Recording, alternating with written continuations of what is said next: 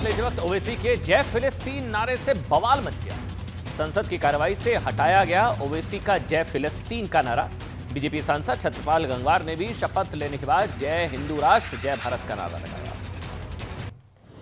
Lok Sabha speaker पद पर बढ़ा घमासान। एनडीए की तरफ से ओम बिरला, विपक्ष से के सुरेश ने भरा स्पीकर पद के लिए नामांकन। कल सुबह 11 बजे होगा मतदान। स्पीकर पद के लिए के सुरेश की उम्मीदवारी पर टीएमसी ने नहीं किया साइन। कहा, हमसे नहीं की गई बात। कांग्रेस ने लिया एक तरफा फैसला। दिल्ली हाईकोर्ट से लगा अरविंद केजरीवाल को बड़ा झटका। नहीं मिली कोई जमानत, जेल में ही रहेंगे अरविंद केजरीवाल। इमरजेंसी के 49 साल पूरे होने पर प्रधानमंत्री नरेंद्र मोदी का कांग्रेस पर बड़ा हमला। कहा, कांग्रेस की सरकार ने भारत के संविधान को रौंद दिया। आपातकाल का विरोध करने वालों को किया याद। उत्तर प्रदेश के मुख्यमंत्री योगी आदित्यनाथ ने इमरजेंसी पर साधा कांग्रेस पर निशाना। कहा, कांग्रेस ने संविधान का गला घोंटने और लोकतंत्र को कुचलने का काम किया। नीट पेपर लीक मामले में सीबीआई ने शुरू कर दिया जांच। सीबीआई ने 8 नामजद और 1 अज्ञात के खिलाफ दर्ज कर ली FIR. Pune hit and run case में बॉम्बे हाईकोर्ट ने नाबालिग आरोपी को जमानत दे दी है। रिहा होने के बाद बुआ की कस्टडी में रहेगा नाबालिग। अनशन पर बैठी दिल्ली की जल मंत्री आतिशी की हालत बिगड़ने पर एलएनजेपी अस्पताल में उनको एडमिट किया गया। पिछले 5 दिनों से अनशन पर बैठी थी आतिशी। कीनिया की राजधानी नायरोबी में हजारों प्रदर्शनकारी संसद के अंदर घुस गए हैं। पार्लियामेंट के एक हिस्से में लग गई आग। पिछले कई दिनों से लोग कर रहे हैं सरकार की नई टैक्स नीति के खिलाफ प्रदर्शन।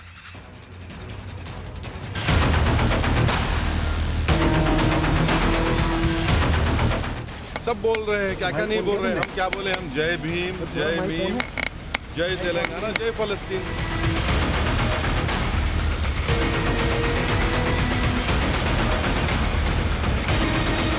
कोर्ट प्रीजुडिस, पूर्वाग्रह से ग्रसित था। उनने पहले ही कुछ जो है मन में सोचा हुआ था।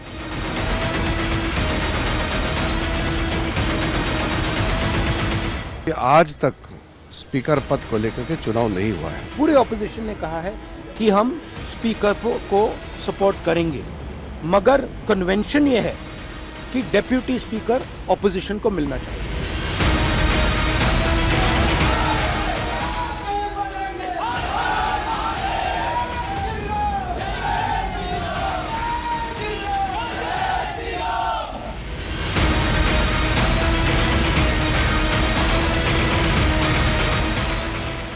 और देश ने झुकने देंगे में सबसे पहले बात दिल्ली में अतिक्रमण वाले अधर्म की करेंगे।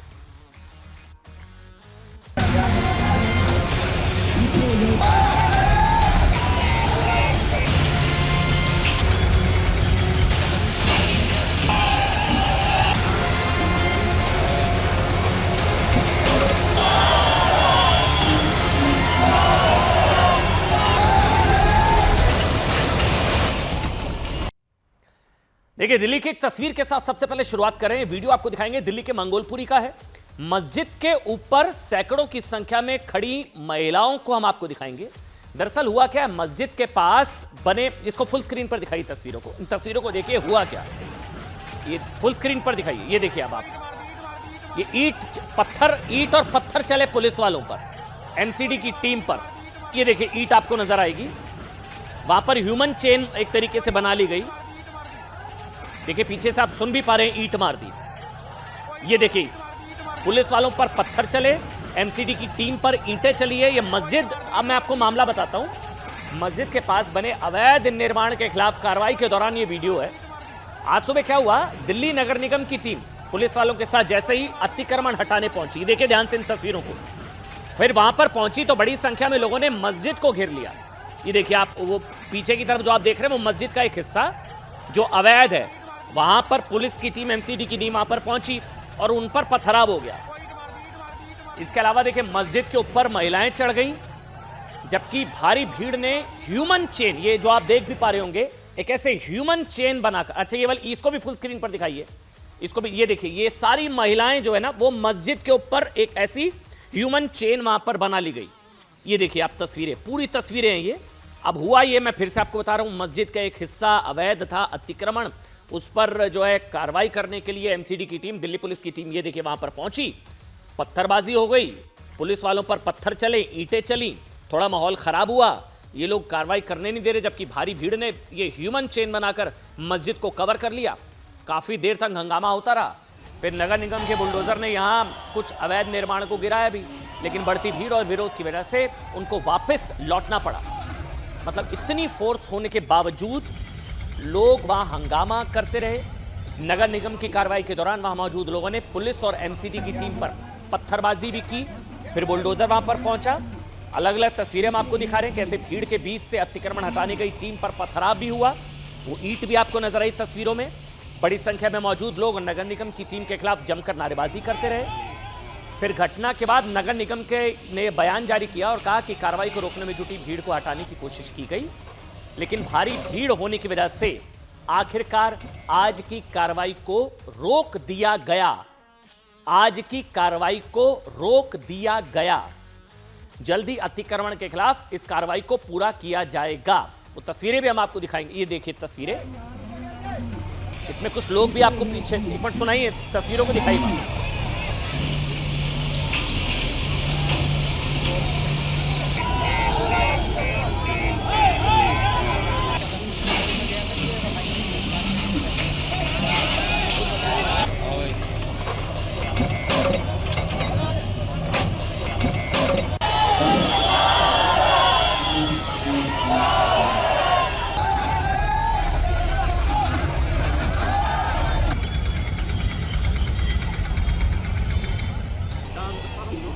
आगे बढ़ेंगे और आवाज की एक और बड़ी खबर, ना जय हिंद, ना जय संविधान, ना भारत माता की जय और ना लोकतंत्र की जय, सीधा जय फिलिस्तीन। मतलब सोचिए, हैरान कर देने वाला मामला कि भारत का एक चुना हुआ सांसद, जिसे भारत माता की जय बोलने से बहुत दिक्कत है, वो कहता है ना मेरे गले पर छुरी रख दो, भारत माता की जय नहीं बोलूंगा, लेकिन देश की संसद में खड़े होकर अपनी शपथ के दिन, शपथ के दौरान जब संविधान, सेकुलर संविधान की वो शपथ ले रहा है, वो जय फिलिस्तीन का नारा लगा रहा है। सब बोल रहे हैं, क्या क्या नहीं बोल रहे हैं। हम क्या बोले, हम जय भीम, जय मीम, जय तेलंगाना, जय फलस्तीन। तो उन्होंने फलस्तीन पे ऑब्जेक्शन उठाया है बीजेपी। कैसा खिलाफ है, कैसा खिलाफ है, कैसा खिलाफ है, बताइए, बताओ। जिस पद को मैं ग्रहण करने वाला हूँ उसके कर्तव्यों का श्रद्धापूर्वक निर्वहन करूँगा। जय हिंदू राष्ट्र, जय भारत। श्यामा प्रसाद मुखर्जी जिंदाबाद, दीनदयाल उपाध्याय जिंदाबाद, अटल बिहारी वाजपेयी जिंदाबाद, नरेंद्र मोदी जिंदाबाद।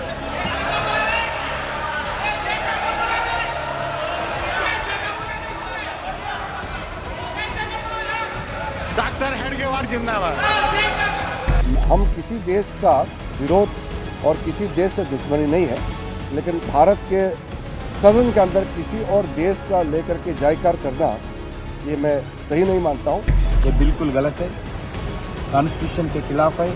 एक तरफ कॉन्स्टिट्यूशन के नाम पर स्लोगन देते हुए दूसरा तरफ कॉन्स्टिट्यूशन के खिलाफ ये स्लोगन देना और भारत में रहकर पालस्तीना का गाना गाना बिल्कुल गलत है। सच्चे तुम एक मुसलमान हो और तुम्हें फलस्तीन से अगर इतना ही प्यार है तो चले जाओ फलस्तीन।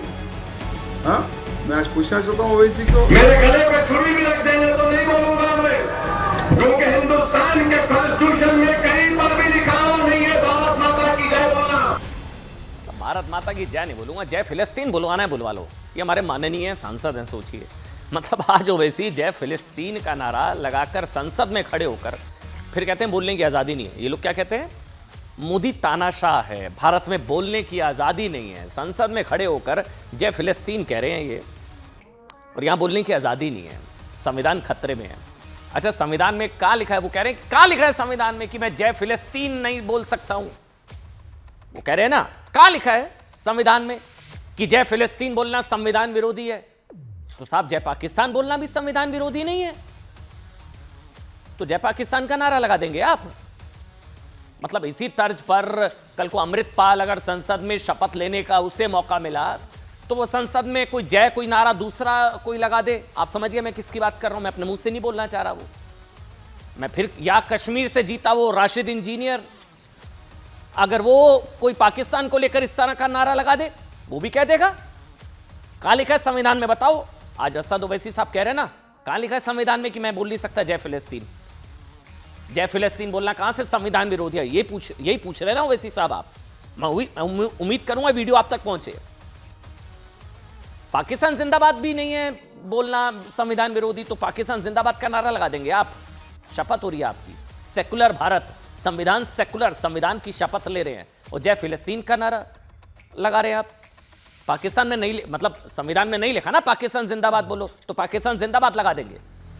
सवाल ये, जिस ओवैसी को भारत माता की जय से बहुत दिक्कत है, भारत माता की जय नहीं बोलूंगा मैं, राष्ट्रगान के अनिवार्य होने से इनको प्रॉब्लम हो जाती है। वंदे मातरम, वंदे मातरम की कुछ पंक्तियों से इनको कड़ा एतराज, उनके हिसाब से ये सब इस्लाम विरोधी हो जाता है। उन्हें जय फिलिस्तीन पर कोई दिक्कत नहीं है। मतलब जय फिलिस्तीन आप बोलिए भाई, आप माने नहीं है, बोलने की आज़ादी है। अब क्या कार्रवाई होगी नहीं होगी हमें नहीं पता, हो नहीं भी होगी तो हमें नहीं पता, लेकिन जय फिलिस्तीन आप बोल सकते हैं। लेकिन जय भारत या जय भारत माता की जय बोलने में आपको बड़ा कष्ट है। क्यों? मतलब ऐसा इसलिए क्योंकि फिलिस्तीन का जयकारा लगाने के पीछे ओवैसी की मजहबी पहचान, मजहबी भाईचारा।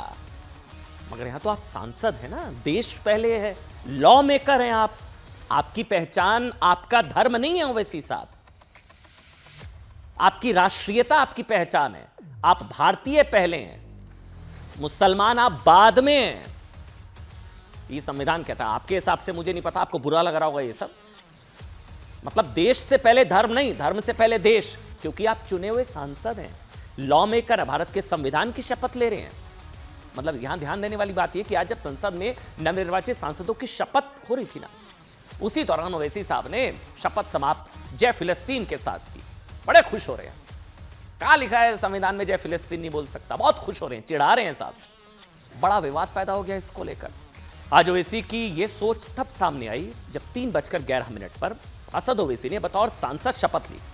सबसे पहले उन्होंने जय भीम का नारा दिया, फिर उर्दू में शपथ ली, और उसके बाद फिर जय भीम, जय मीम, जय तेलंगाना, सब बहुत शानदार। अच्छा, जय भारत नहीं बोला, भारत माता की जय नहीं बोला, वंदे मातरम नहीं बोला, कुछ नहीं बोला। हाँ, जय फिलिस्तीन का। ओवैसी की जय फिलिस्तीन के जयकारे पर बीजेपी सांसद शोभा करंदलाजे ने तुरंत आपत्ति जताई। हंगामा हो गया संसद में। इसके बाद इस बयान को संसद की कार्रवाई से निकाल दिया गया। हम ये बयान आपको सुना नहीं रहे हैं ना, मजबूरी है, क्योंकि इसको एक्सपंज कर दिया गया है पार्लियामेंट्री प्रोसीडिंग से। इस स्टेटमेंट को एक्सपंज कर दिया गया है, इसलिए हम आपको नहीं सुना पा रहे हैं। ओवैसी के लिए जय फिलिस्तीन के नारे में कुछ भी गलत नहीं है। क्या हुआ? ओवैसी ने संसद के बाहर आकर कहा कि भाई जय फिलिस्तीन कहना संविधान के खिलाफ है क्या? कहां लिखा है संविधान में? संविधान विरोधी कैसे हो गया? संविधान के खिलाफ तो मैं फिर से बोलूं, अच्छा जय इजराइल बोलना भी नहीं है, बोल दीजिए ना, लगाइए नारा। भारत तो इजराइल के साथ भी है, ठीक है ना, भारत फिलिस्तीन के साथ भी है, मैं बिल्कुल मानता हूं, कोई दिक्कत नहीं है जय फिलिस्तीन। आप मतलब भारत फिलिस्तीन, भारत तो इजराइल के साथ भी है। अगर आपकी धार्मिक पहचान आड़े ना आती हो तो चुनौती है आपको, जय इजराइल का नारा लगाकर दिखाइए ओवैसी साहब। भारत के सांसद है ना, भारत इजराइल के साथ भी, फिलिस्तीन के साथ भी, जय फिलिस्तीन का नारा लगा दिया। चुनौती है, लगा के दिखाइए जय इजराइल का नारा। जय इजराइल का नारा भी तो संविधान विरोधी नहीं है ना, लेकिन ओवैसी इजराइल के समर्थन में नारा लगा ही नहीं सकते हैं।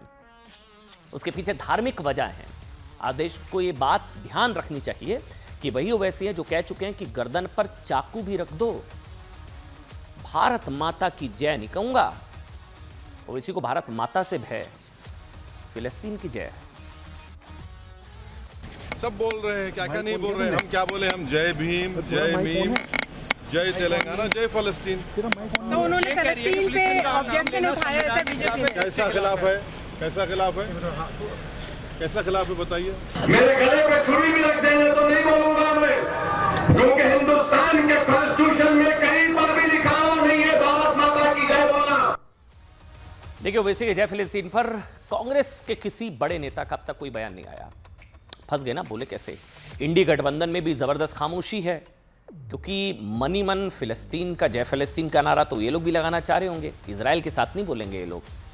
तुष्टिकरण वाली पॉलिटिक्स, मजबूरी है।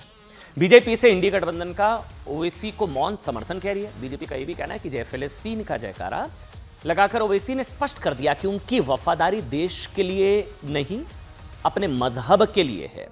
इनके लिए देश से पहले धर्म है। बीजेपी नेता टी राजा ने कहा कि ओवैसी जिस देश में रहते हैं, खाते हैं, जिस देश ने उन्हें सांसद बनाया, माननीय बनाया, उसकी जय बोलने में इनको बड़ी प्रॉब्लम है। लेकिन जिस देश से मजहब के अलावा कोई नाता इनका नहीं है, मजहबी भाईचारा, उसके लिए ओवैसी फिलिस्तीन जिंदाबाद कहते हैं। देश का विरोध और किसी देश से दुश्मनी नहीं है, लेकिन भारत के सदन के अंदर किसी और देश का लेकर के जयकार करना ये मैं सही नहीं मानता हूं।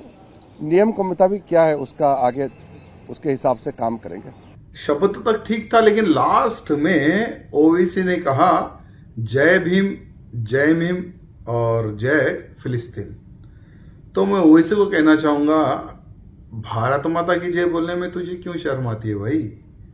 जिस देश में खाता है, जिस देश में पीता है, भारत देश में राजनीति भी करता है और भारत माता की जय बोलने में शर्म आती है।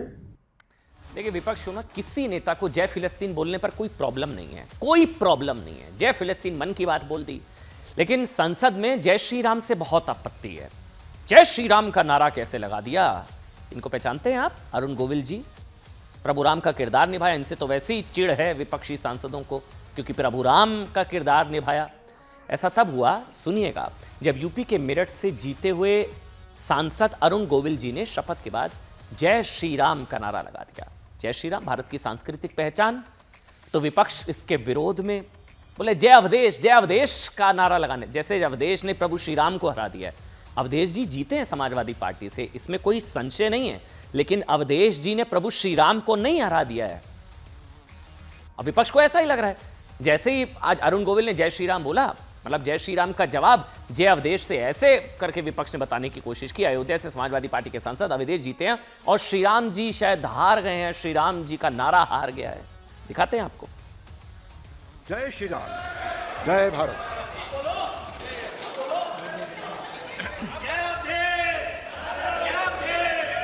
जय श्री राम, जय भारत।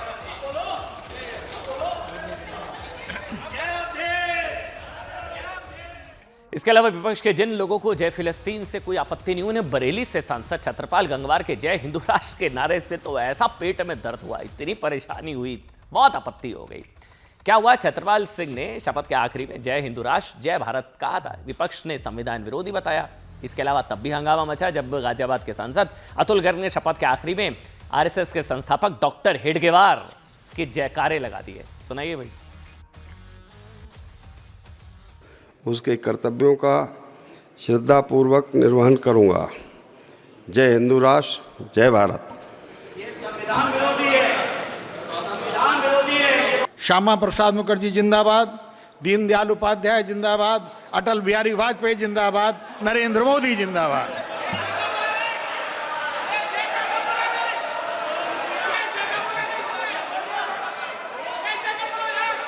डॉक्टर हेडगेवार जिंदाबाद। बात अरविंद केजरीवाल जी की कर लेते हैं। जेल के ताले टूटेंगे, केजरीवाल छूटेंगे, हुआ ही नहीं ना। जेल के ताले टूटे, अरविंद केजरीवाल जी नहीं छूटे, अभी भी तिहाड़ में ही हैं। क्या हुआ, क्यों हुआ, कहां से झटका, पूरी खबर।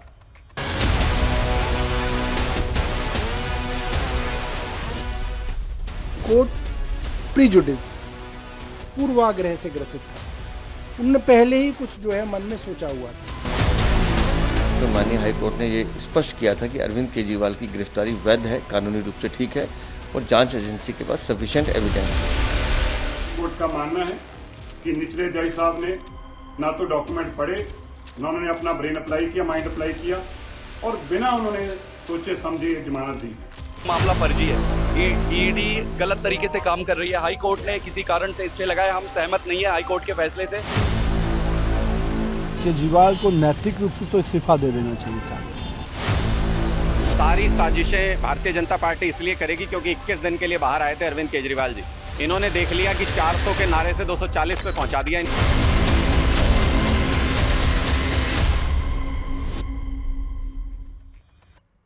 बड़ी खबर यह है कि दिल्ली के मुख्यमंत्री अरविंद केजरीवाल अभी तिहाड़ जेल में ही रहेंगे। आज एक बार फिर केजरीवाल जी की जमानत पर दिल्ली हाईकोर्ट ने रोक लगा दी। दिल्ली हाईकोर्ट ने अरविंद केजरीवाल की जमानत पर रोक लगाते हुए निचली अदालत के आदेश को लेकर 5 बड़ी बातें कही। जल्दी से बड़ी खबर आज की बता रहे हैं, आज के अपडेट। निचली अदालत के फैसले से साफ है कि जज ने बिना पूरे रिकॉर्ड को देखे हुए आदेश पारित कर दिया। ये हाई कोर्ट का ऑर्डर मैं पढ़ रहा हूं, जो हाई कोर्ट ने कहा है वो मैं पढ़ रहा हूं, दोबारा से सुनिए। हाई कोर्ट ने कहा, निचली अदालत के फैसले से साफ है कि जज ने बिना पूरे रिकॉर्ड को देखे आदेश पारित कर दिया, जिससे इस आदेश में प्रवर्सिटी झलकती है, यानी कि विकृत। प्रवर्स मतलब विकृत, मतलब एएसजी राजू ने राउज एवेन्यू कोर्ट के फैसले को हाई कोर्ट में चुनौती देते हुए जो बात कही थी, निचली अदालत का फैसला विकृत है, विकृत है, हाई कोर्ट ने उसे स्वीकार किया। दूसरा, वेकेशन जज को आदेश पारित करने से पहले सभी संबंधित दस्तावेज देखने चाहिए थे और ईडी की दलीलों को विचार में लेना चाहिए था। अरविंद केजरीवाल की भूमिका को लेकर ईडी की अपनी दलीलें हैं, उन्हें आदेश में कोई जगह नहीं मिली। इसका मतलब हाईकोर्ट मान रहा है कि निचली अदालत ने ईडी के पक्ष को सही से नहीं सुना, जमानत दे दी। तीसरा, हाईकोर्ट ने कहा कि वेकेशन जज ने जो टिप्पणी आदेश में की है उसकी जरूरत नहीं थी। मैं दोबारा से बोलूंगा, सुनिए। ये हाईकोर्ट ने कहा, निचली अदालत से तो ऊपर ही होता ना हाईकोर्ट, माननीय हाईकोर्ट। वैसे आप हाईकोर्ट को, आम आदमी पार्टी के नेता वो आज एक बयान पढ़ रहा था, वो कह रहे हैं कि तो पूर्वाग्रह से ग्रसित है हाईकोर्ट। हाईकोर्ट पूर्वाग्रह से ग्रसित है, डेफेमेशन है वैसे हाईकोर्ट का। लेकिन हाईकोर्ट ने क्या कहा कि वेकेशन जज ने जो टिप्पणी आदेश में की है उसकी जरूरत नहीं थी। यह दर्शाता है कि ट्रायल कोर्ट ने सामग्री पर अपना दिमाग नहीं लगाया। चौथी बात, हाईकोर्ट ने कहा कि ट्रायल कोर्ट का यह निष्कर्ष कि ईडी की केजरीवाल के प्रति दुर्भावना थी, पूरी तरह से रॉन्ग, गलत। सुन लीजिए, जो कहा था निचली अदालत ने ईडी दुर्भावना के तहत केजरीवाल पर कार्रवाई कर रही है, ऊपरी अदालत ने कह दिया गलत, ऐसा कुछ नहीं है, क्योंकि हाई कोर्ट ने पहले के आदेश में केजरीवाल के इस तरह के दावे को खारिज कर दिया था। पांचवी बात, वेकेशन जज ने अपने 26 पेज के फैसले में, यह बहुत इंपॉर्टेंट है, ध्यान से सुनिएगा, पीएमएलए के सेक्शन 45, पीएमएलए के सेक्शन 45 की जमानत की शर्तों के प्रावधान का जिक्र नहीं किया। मतलब निचली अदालत ने जब जमानत दी तो पीएमएलए के सेक्शन 45 की तरफ ध्यान नहीं दिया। आज हाईकोर्ट ने पीएमएलए एक्ट के जिस सेक्शन 45 के प्रावधानों को का जिक्र किया, क्या होता है उसमें, होता क्या, आपकी जानकारी के लिए क्या होता है कि पीएमएलए सेक्शन 45, पीएमएलए सेक्शन 45, इसमें आरोपी को जमानत मिलना बहुत मुश्किल होता है। क्या है क्या ये? उसमें आरोपी को जमानत तभी दी जा सकती है जब दो शर्तें पूरी हों। ये बात मैं नहीं कह रहा हूं, ये एएसजी ने कोर्ट में बताई थी। पहली नजर में, प्रथम दृष्टया, प्राइमा फेसी अदालत को इस बात से संतुष्ट होना चाहिए कि आरोपी ने कोई अपराध नहीं किया, और अदालत ऐसा क्यों सोचती है उसके कारण अदालत को बताने होंगे। मतलब अगर अरविंद केजरीवाल जी को आपने पीएमएलए सेक्शन 45 में बेल दे दी तो आप पहले तो अदालत ये मान रही है कि ये दोषी नहीं है प्राइमा फेसी, और उचित कारण बताना होगा कि अदालत को ऐसा क्यों लगता है कि ये शख्स प्राइमा फेसी दोषी नहीं है। Otherwise you can not give bail, otherwise आप बेल नहीं दे सकते। ये एएसजी ने हाईकोर्ट में बताया था। दूसरी, कोर्ट को इस बात का भरोसा हो कि जमानत पर रहते हुए उसके कोई अपराध करने की संभावना नहीं है। लेकिन ट्रायल कोर्ट ने अरविंद केजरीवाल को जमानत देते हुए इन प्रावधानों की अनदेखी की। ऐसा आज हाईकोर्ट ने माना है। मैं बार बार क्लियर कर रहा हूं, सारा हाईकोर्ट की टिप्पणियां मैंने बताई है। मैं न्यायपालिका पर कोई सवाल नहीं उठा रहा हूं, आम आदमी पार्टी उठा रही है। आम आदमी पार्टी ने हाईकोर्ट को पूर्वाग्रह से ग्रसित बता दिया। क्या हुआ था, थोड़ा सा टाइमलाइन जल्दी से, 3 दिन के अंदर कैसे खेल पलट गया। 20 जून को दिल्ली की राउज एवेन्यू कोर्ट ने अरविंद केजरीवाल को जमानत दी। उसके अगले दिन 21 जनवरी को हाई कोर्ट ने ट्रायल कोर्ट के आदेश पर स्टे लगा दिया। इसको लेकर फैसला सुरक्षित। तब तक पटाखे निकल चुके थे, वो पटाखे वगैरह शुरू हो चुके थे। लेकिन क्या हुआ, अगले दिन सुबह होते होते ही अचानक से फैसला पलट गया। हाई कोर्ट ने स्टे लगा दिया। आज हाई कोर्ट ने इस मामले पर फैसला सुनाया और केजरीवाल को निचली अदालत से मिली जमानत पर स्टे, रोक, जमानत खारिज नहीं की है, फैसले पर स्टे लगा दिया। केजरीवाल को राउज एवेन्यू कोर्ट से जमानत मिलने के बाद जो लोग उन्हें बेकसूर बता रहे थे, अच्छा ये बहुत इंपॉर्टेंट है, क्या हो रहा था ना, बेल मिल गई मतलब बेकसूर है। बेल मिल गई मतलब जो है एक तरीके से मामला जो है वो सत्य की जीत होगी, न्याय की जीत है, और बेल मिला मतलब बेकसूरी का सबूत हो गया। अरविंद केजरीवाल जी बेकसूर है, बेल मिल गई। अब इसी तर्क के हिसाब से अब हाईकोर्ट से उनको बेल ना मिलना क्या मतलब उनके आरोपी होने का या गुनहगार होने का सबूत है? ये हम नहीं कह रहे, हम तो सवाल पूछ रहे हैं। पिछले दिन जब निचली अदालत ने केजरीवाल को जमानत दी थी तो आम आदमी पार्टी ने इस फैसले को भारत के लोकतंत्र और संविधान की जीत बताया था। आम आदमी पार्टी के नेता कह रहे थे कि सत्य में जयते, न्याय की जीत हो गई, जुडिशरी पर भरोसा हो गया था, शानदार न्यायपालिका, जुडिशरी इज बैक, मतलब पूरा तालियां बज रही थी न्यायपालिका के लिए। कोर्ट के फैसले को न्याय की जीत बताया जा रहा था। दुख होता है कहते हुए, कहता ना कड़वा, मतलब मीठा मीठा गप, कड़वा कड़वा थू। आज क्या हुआ, हाई कोर्ट ने अरविंद केजरीवाल जी की जमानत पर रोक लगा दी। साफ हो गया कि अरविंद केजरीवाल तिहाड़ में ही रहेंगे। तो कुछ लोगों के लिए एक बार फिर देश में लोकतंत्र खतरे में आ गया होगा, आ गया। सौरभ भारद्वाज का मैं बयान सुन रहा, उन्होंने हाईकोर्ट पर सवाल उठा दिए हैं। हाईकोर्ट पूर्वाग्रह से ग्रसित है, आम आदमी पार्टी कह रही है। हाईकोर्ट का फैसला आने के बाद अब उसको लेकर राजनीति किस तरह की हो रही है वो भी आप देख लीजिए। आम आदमी पार्टी ने कहा है कि हाई कोर्ट का फैसला पूर्वाग्रह से ग्रसित है, वो इस फैसले के खिलाफ सुप्रीम कोर्ट जाएंगे। आप जाइए सुप्रीम कोर्ट, लेकिन हाई कोर्ट का फैसला पूर्वाग्रह से ग्रसित है ये कहना। बीजेपी ने क्या कहा, बीजेपी ने हाई कोर्ट के फैसले का स्वागत किया। ऑर्डर देखेंगे तो आप देखेंगे कि जज ने क्या कहा, किस बात पे बेल दी, और वो बात जो बेल पे दी वो सही थी या गलत थी, उस पे आप उसको स्टे कर सकते हैं ना।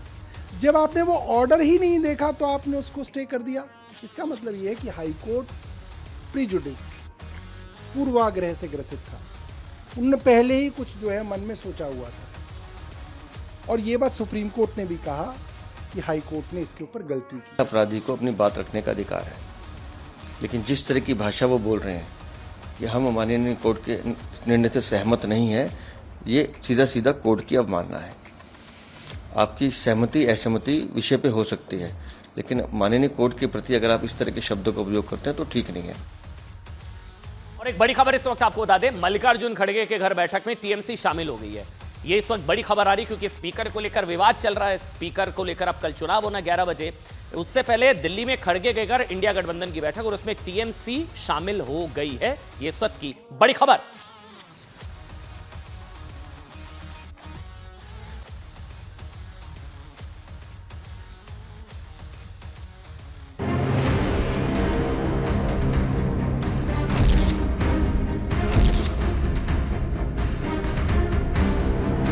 Now we are a recognized opposition. The deputy speaker is right for us.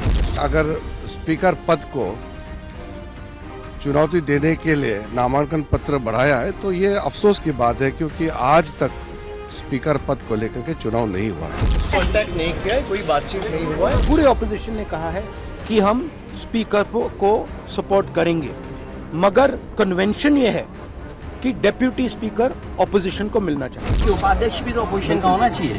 आधी अधूरी परंपराएं कैसे? पहले लोकसभा का उपाध्यक्ष कौन होगा वो पहले तय करें, फिर अध्यक्ष के लिए समर्थन मिलेगा।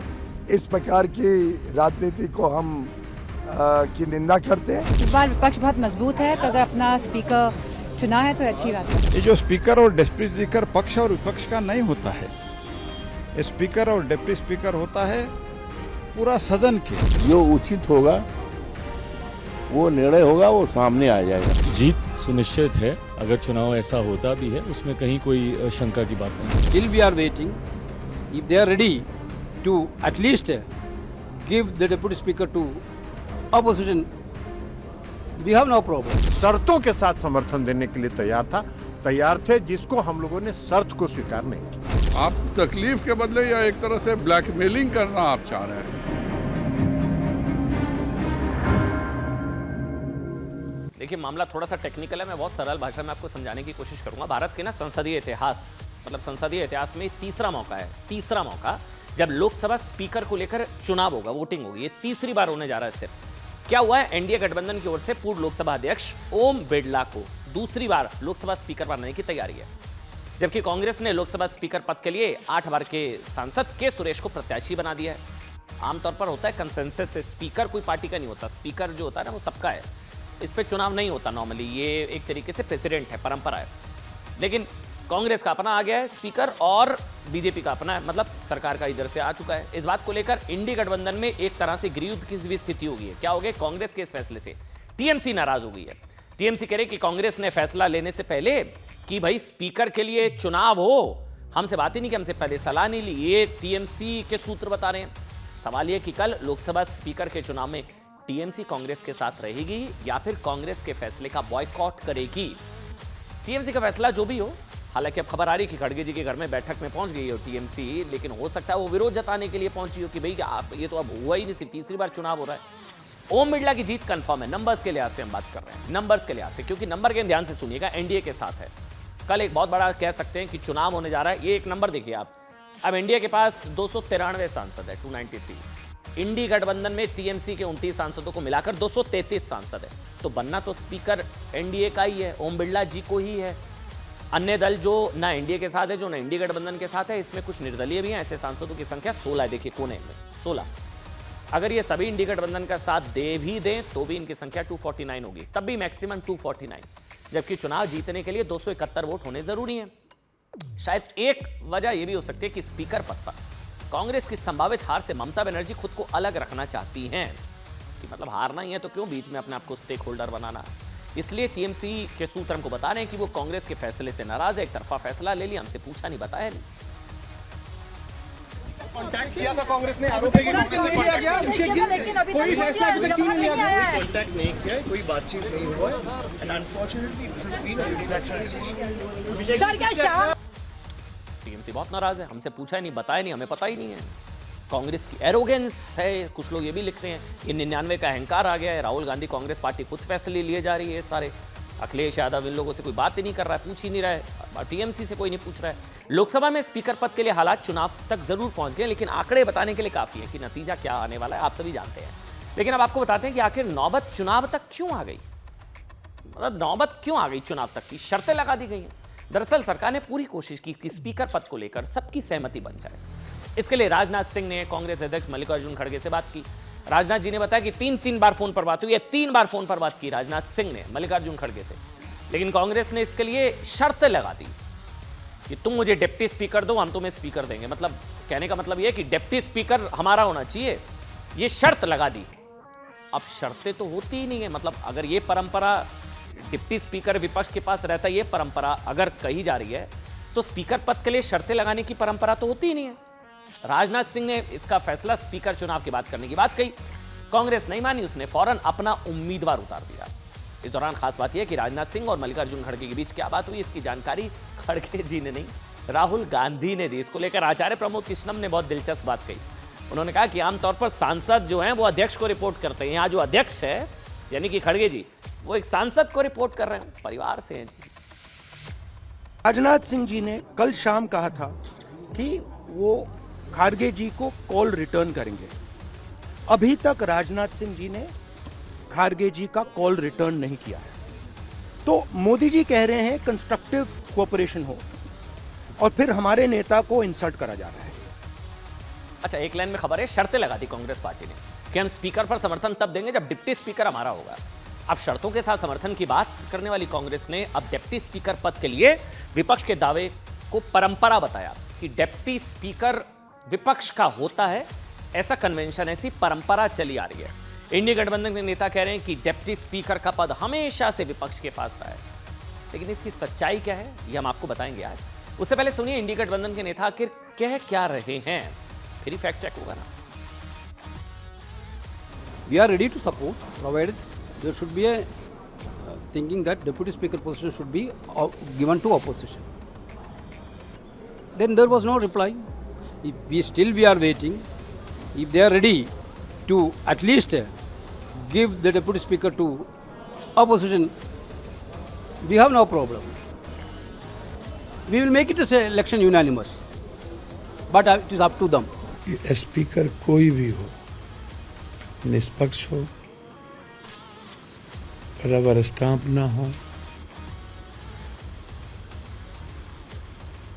संचालित प्रधानमंत्री कार्यालय और गृह मंत्री कार्यालय से ना हो। देखिए, मामला यह कि विपक्ष कह रहा है कि परंपरा है, हालांकि डिप्टी स्पीकर पद पर कौन रहेगा यह भी तय नहीं है। यह भी तय नहीं है कि वो किस पार्टी का होगा। हो सकता है मतलब बीजेपी ऑपोजिशन को दे ही दे डिप्टी स्पीकर, लेकिन मान भी लिया जाए कि डिप्टी स्पीकर भी सत्ता पक्ष का ही होगा, तो ऐसा कोई पहली बार होने नहीं जा रहा है। आंकड़ों को देखिए, नेहरू जी के कार्यकाल में स्पीकर के साथ ही 3 ऐसे डिप्टी स्पीकर थे। नेहरू जी की बार बार उदाहरण दिए जा रही है कि नेहरू जी ने डिप्टी स्पीकर का पद अकाली को दिया, वो कहानी सुनाऊंगा। लेकिन नेहरू जी के साथ ही स्पीकर के साथ ही 3 ऐसे डिप्टी स्पीकर थे जो कांग्रेस पार्टी के थे। एम अयंगर, हुकुम सिंह और एसवी कृष्णमूर्ति राव। वही कांग्रेस के ही राज में जब अच्छा नेहरू जी का मैंने बताया, आगे सुनिए। जब कांग्रेस के ही राज में जब इंदिरा गांधी देश की प्रधानमंत्री थी ना, तो उनके कार्यकाल के दौरान कांग्रेस के स्पीकर के साथ ही डिप्टी स्पीकर भी कांग्रेस के ही थे, आर के खाडिलकर। यही नहीं, अतीत के आंकड़ों को तो छोड़िए, मतलब मौजूदा समय के आंकड़ों की कहानी तो इससे भी दिलचस्प है। परंपरा के मुताबिक डिप्टी स्पीकर हमें मिलना चाहिए, परंपरा के मुताबिक ये कह रहा है ना, ये कांग्रेस पार्टी इंडिया अपोजिशन ही कह रहा है ना। परंपरा की बात करने वाले पूरे इंडी गठबंधन का सच आपको बताते हैं। मौजूदा वक्त में जिन राज्यों में कांग्रेस या इंडी गठबंधन की सरकार है, वहां के आंकड़े देखिए, वहां पे शायद आपको बीजेपी का डिप्टी स्पीकर मिल जाए। बताएं आपको, पश्चिम बंगाल में सरकार किसकी है? टीएमसी की। पश्चिम बंगाल में सरकार टीएमसी की, स्पीकर टीएमसी का, डिप्टी स्पीकर टीएमसी का। वहां कोने में देखिएगा कहीं बीजेपी अगर आपको नजर आता है। तमिलनाडु में डीएमके की सरकार, डीएमके का speaker, deputy speaker DMK. Karnataka में कांग्रेस की सरकार, कांग्रेस का स्पीकर, कांग्रेस के। अब सोचिए क्या परंपरा देख रहे हैं, परंपरा बड़ी शानदार परंपरा चली आ रही है। सुबह से इंडिया गठबंधन तमाम पार्टियों के जो विपक्षी नेता है वो कह रहे हैं कि परंपराएं, डिप्टी स्पीकर जो है वो अपोजिशन को मिलता है। परंपरा देखिए, केरल में एलडीएफ, सीपीएम, सीपीआई लेफ्ट के पास, तेलंगाना में कांग्रेस वहां तो है ही नहीं, तेलंगाना में, झारखंड में भी नहीं है। तो डिप्टी स्पीकर जहां की अपनी सरकारें हैं वहां तो दिया नहीं, लेकिन जब लेने की बात आ रही है, अच्छा आगे देखिए, पंजाब, दिल्ली, हिमाचल। पंजाब में आम आदमी पार्टी, अच्छा इसीलिए ना पार्टियां सपोर्ट भी नहीं कर रही हैं शायद। पंजाब में आम आदमी पार्टी की सरकार, आम आदमी पार्टी का स्पीकर, आम आदमी पार्टी के डिप्टी स्पीकर। दिल्ली में आम आदमी पार्टी की सरकार, आम आदमी पार्टी का स्पीकर, आम आदमी पार्टी के डिप्टी स्पीकर। हिमाचल प्रदेश में कांग्रेस की सरकार, कांग्रेस का स्पीकर, कांग्रेस का डिप्टी स्पीकर। तो परंपरा वाला तो ये तो पता लग गया, ये तो सारी फेक न्यूज थी, ऐसा कुछ नहीं था। परंपरा वाला तो चैप्टर ही नहीं है। डिप्टी स्पीकर को लेकर कांग्रेस परंपरा का हवाला दे रही है। कांग्रेस कह रही है कि 1956 में नेहरू जी ने गैर कांग्रेसी को डिप्टी स्पीकर बनाकर इस आदर्श परंपरा की शुरुआत की थी। 1956, जिसका बार बार शुरुआत से, सुबह से उदाहरण दिया जा रहा है। 56 में नेहरू जी ने गैर कांग्रेसी को डिप्टी स्पीकर बनाकर इस आदर्श परंपरा की शुरुआत की थी। बीजेपी तोड़ रही है इसे। तो अब उस परंपरा के का भी सच आपको बताते हैं। क्या हुआ था 1952 में, बहुत दिलचस्प कहानी है, ध्यान से सुनिएगा। 1952 में राज्यों के चुनाव में, जिसमें पंजाब, जो उस वक्त पंजाब और पूर्वी पटियाला राज्य संघ हुआ करता था, वहां कांग्रेस हार गई। कांग्रेस को हार का सामना करना पड़ा। अच्छा, देश में मतलब ऐसा पहली बार था जब किसी राज्य में गैर कांग्रेसी सरकार बनी हो। बहुत बड़ा झटका। रालेवाला ने अकाली दल के साथ सरकार बना ली पंजाब में। नेहरू इससे इतने नाराज हुए, आप जानते हैं, 1 साल के अंदर उन्होंने देश में पहली बार आर्टिकल 356 का इस्तेमाल करते हुए पंजाब की रालेवाला सरकार को बर्खास्त कर दिया। इसके बाद 1956 में अकाली दल ने कांग्रेस में शामिल होने का फैसला कर लिया। अब सुनिए कहानी, डिप्टी स्पीकर क्यों बनाया था हुकुम सिंह को? हुकुम सिंह इकलौते अकाली नेता थे जिन्होंने कांग्रेस में शामिल होने से इंकार कर दिया। उस वक्त दल बदल विरोधी कानून नहीं था। ऐसे में नेहरू ने हुकुम सिंह को लोकसभा में डिप्टी स्पीकर बना दिया। अब आपको लगेगा तो बना दिया, वो तो अकाली नेता थे ना जब बनाया था। आप यही पलट कर पूछेंगे मेरे से।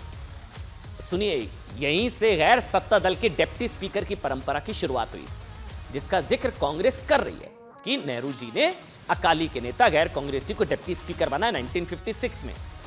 पेच सुनिए, 1956 में बनाया ना। कांग्रेस ये बता ही नहीं रही है कि 1 साल बाद वही हुकुम सिंह जी कांग्रेस के सांसद हो गए। 1962 में कांग्रेस सांसद रहते हुए लोकसभा के अध्यक्ष भी बन गए। तो मतलब सच क्या है, कहानी समझे। कांग्रेस ने गैर सत्ता दल के डिप्टी स्पीकर होने की परंपरा शुरू नहीं की थी, बल्कि 1956 में पद देकर, परंपरा नहीं, पाला बदलवाने वाली परंपरा की शुरुआत की थी। यह था। और कांग्रेस के दलित कार्ड की भी एक बार बात करनी बहुत जरूरी है। चुनाव के वक्त जब भी कांग्रेस को लगता है ना कि वो हार रही है या हार जाएगी, उसे दलित बहुत याद आ जाते हैं। फौरन उनका उम्मीदवार दलित हो जाता है। दलित, ये भी एक परंपरा है जिसे नेहरू के जमाने से कांग्रेस आजमाती आ रही है। 1951 में, अच्छा मैं क्यों बता रहा हूं आपको, क्योंकि अब इस बार जो के सुरेश साहब को उतारा गया, वो दलित दलित जलित बार बार कहा जा रहा है ना।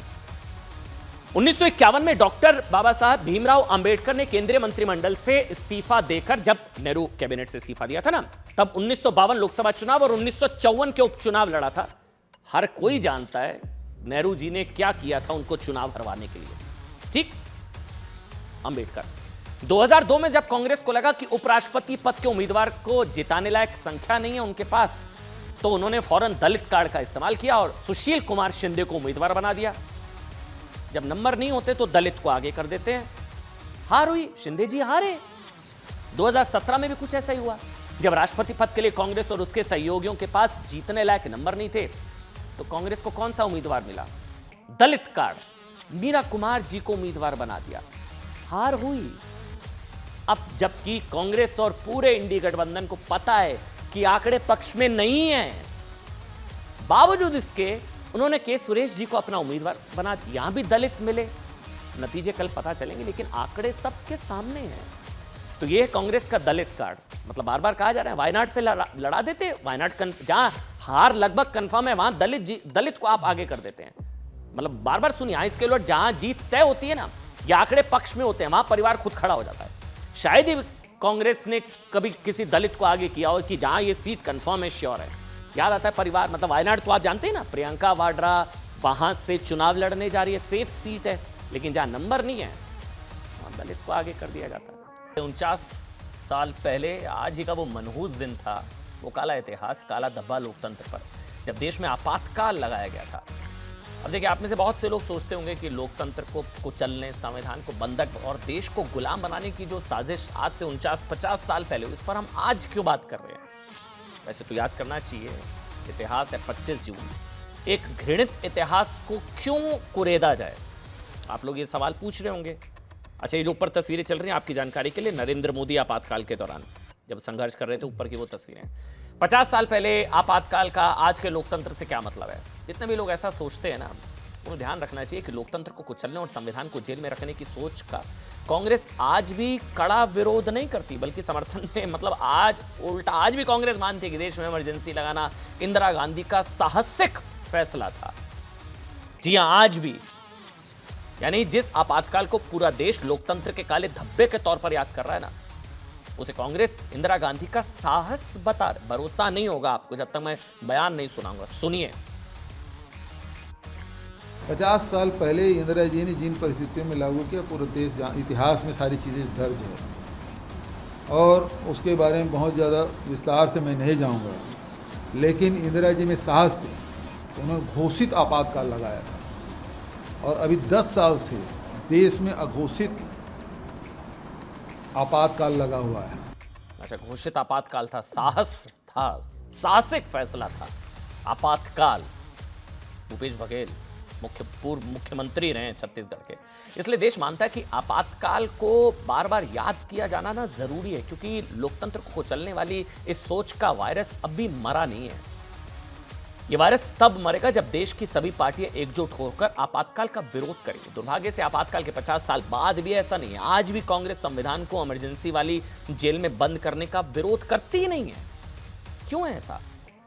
कांग्रेस में लोकतंत्र की हत्या वाली सोच का खुला विरोध क्यों नहीं है? यह बात आज इंदिरा गांधी और राजीव गांधी के वायरल बयानों से भी समझी जा सकती है। 25 जून 1975 यानी कि आज के ही दिन इंदिरा गांधी ने लोकतंत्र बचाने के नाम पर इमरजेंसी लगाई और उसके बाद एक विदेशी मीडिया को दिए इंटरव्यू में उन्होंने कहा कि उन्होंने इमरजेंसी लगाना लोकतंत्र को बचाने के लिए जरूरी था।